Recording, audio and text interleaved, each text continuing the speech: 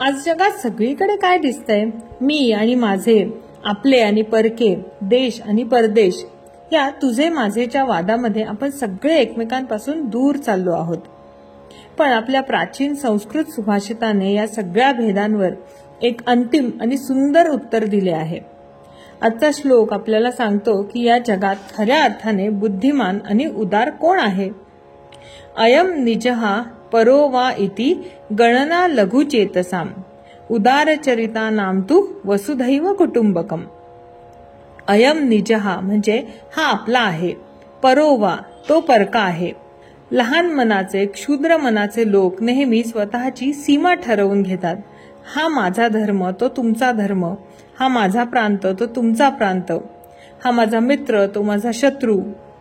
ते नेहमी आपल्या स्वतःच्या स्वार्थाचा विचार करतात आणि जे त्यांच्या फायद्याचे नाही त्यांना ते लगेच परके ठरवतात. त्यांचे जग हे त्यांच्या घराच्या किंवा खिशाच्या पलीकडे जात नाही. इति गणना लघुचेतसाम असा विचार आपपरभाव संकुचित मनाच्या लोकांमध्ये असतो.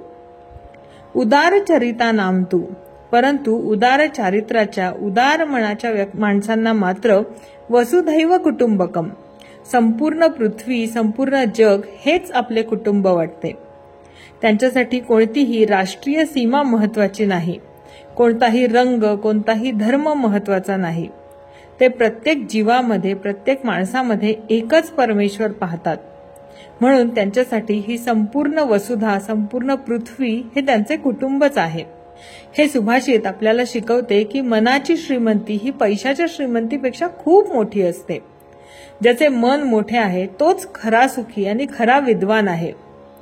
तुम्ही कोणाला तुमचा परिवार मानता? फक्त तुमच्या कुटुंबाला की संपूर्ण जगाला? तुमचं मत कमेंट्समध्ये नक्की सांगा.